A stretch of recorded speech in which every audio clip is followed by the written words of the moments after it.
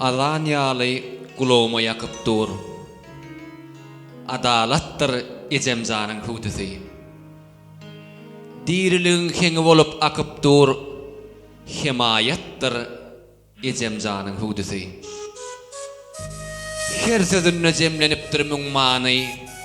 Yaşap gelya kulağımdan gitmeni. Yatlan vaktimunu diyarın dünyani. Delalattır ecemzanın hudüsü. İr çıkarıp ardudaki tağtına, salgı verdi baryan yolu bağtıma, sallansakta gaytalan ya altığa, doğamattır ecemzanın hudüsü. Dirsen ağlay hudülünün çağlarım, bilmeyenlerin gıyskadıgın yağların, gönözlüğü mukamların sağların, doğamattır ecemzanın hudüsü.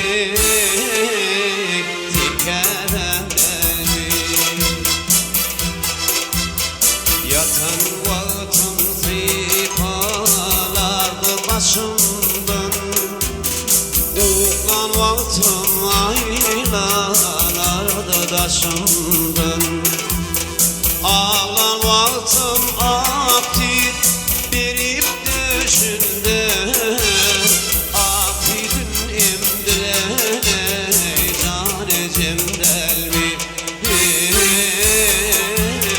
ten kedem delmi.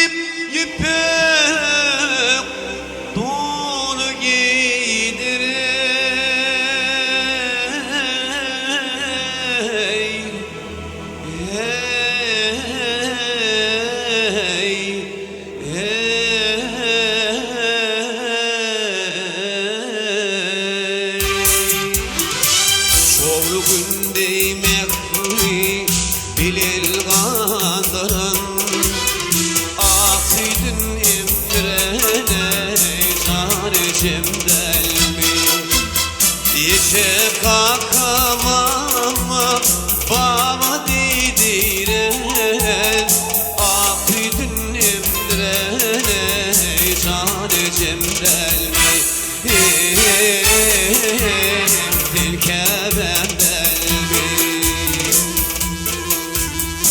Ay Der bağışıykenler ile hormadı. Şonun için yanım deskelim hatı. Yadda sakla Muhammed'in anladı.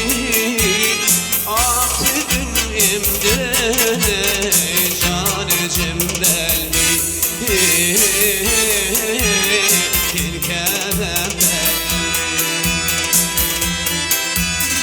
Yadda sakla Müslümanım olmadı. Aksi dünümde can